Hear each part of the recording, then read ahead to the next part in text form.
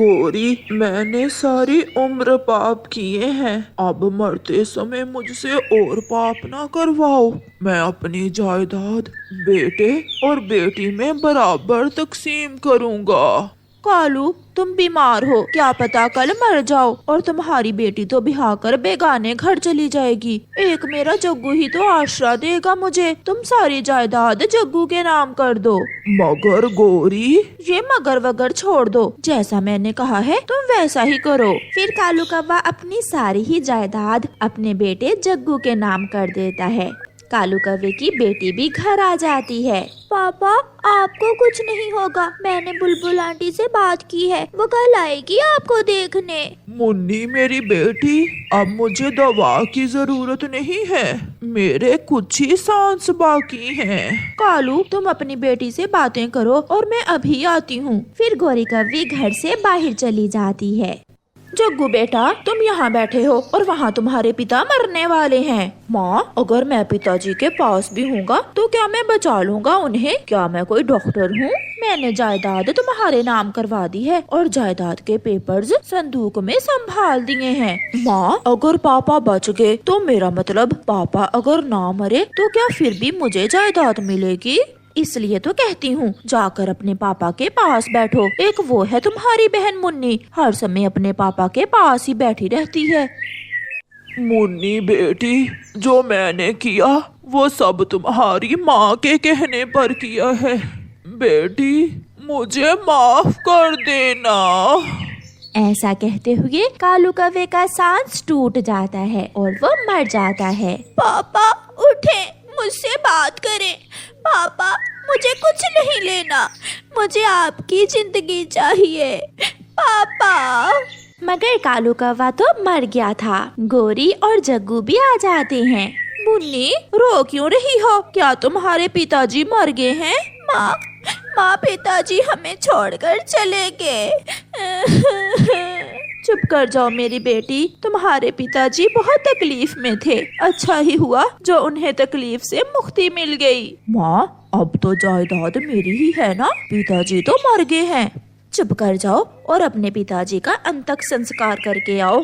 फिर जग्गू कौवा अपने पिताजी को एक टोकरी में डालता है और जाकर नदी में बहा देता है। पिताजी तो गए, अब जल्दी से जाकर अपनी अंगूर की बेल और 2 अमरूदों के पेड़ देख लेता हूँ। जग्गू कौवा जल्दी से उड़ता है और अपने खेत में जाकर अपनी जायदाद को देखता है। ये अंगूरों की बेल तो बहुत अच्छी है, इस पर तो अंगूर भी लगे हुए हैं और अमरूदों के दोनों पेड़ ही हरे भरे हैं। ऐसे ही कुछ दिन गुजर जाते हैं। गौरी, सुना है कालू ने अपनी सारी ही जायदाद जग्गू के नाम कर दी और मुन्नी को कुछ भी नहीं दिया। चिड़िया, हमारे यहाँ बेटियों को जायदाद में से हिस्सा नहीं दिया जाता। गौरी, तुम भी तो एक बेटी ही हो, तुम्हें बेटियों के बारे में ऐसी बात करते शर्म आनी चाहिए। चुप करके जाओ यहाँ से, हमें सब मालूम है क्या करना है और क्या नहीं करना। रात को गौरी कौवी, उसकी बेटी मुन्नी और बेटा जग्गू घर में लेटे हुए थे। जग्गू बेटा, अब जायदाद तुम्हारे नाम लगवा दी है, इसका ये मतलब नहीं है कि तुम हमें भूल ही जाओ। अब तुम पर पहले से ज्यादा जिम्मेदारी है। अपने पिता के बाद अब ये घर तुम्हें ही चलाना है। माँ, मैं कोशिश करूँगा। फिर दूसरे दिन जग्गू अपने खेत में जाता है। यार जग्गू, ये घर परिवार की तुम कौवों को जरूरत नहीं होती, वो अमरूदों के दोनों पेड़ भी बेच दो और हम दूसरे जंगल जाकर आजादी की जिंदगी जीते हैं। हाँ यार उल्लू, माँ भी रोज सुनाई करती है, खर्चा लाओ, घर के लिए राशन लाओ, जायदाद क्या मेरे नाम कर दी, माँ तो मुझे नौकर ही समझने लगी है। फिर जग्गू कौवा दोनों अमरूदों के पेड़ बेच देता है। मुन्नी मेरी बेटी, आज भी जग्गू अभी तक घर नहीं आया, मैं तो कल से भूखी हूँ।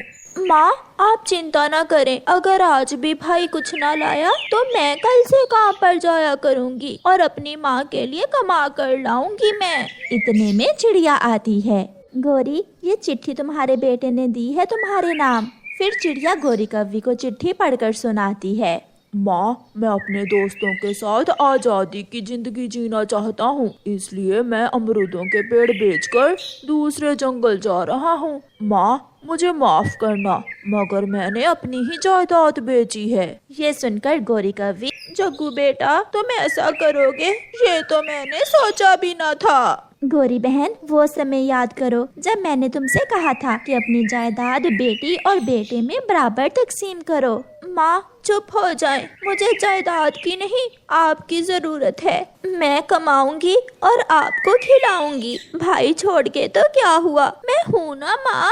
सुन लिया गौरी बहन, इसे कहते हैं बेटी का प्यार, सच्चा प्यार बिना किसी लालच के। मगर गौरी कवि ने जो अन्याय अपनी बेटी से किया था, शायद वो खुद को कभी माफ ना कर सके। प्यारे दोस्तों, बेटा हो या बेटी, उन्हें एक समान जानो। आपका धन्यवाद।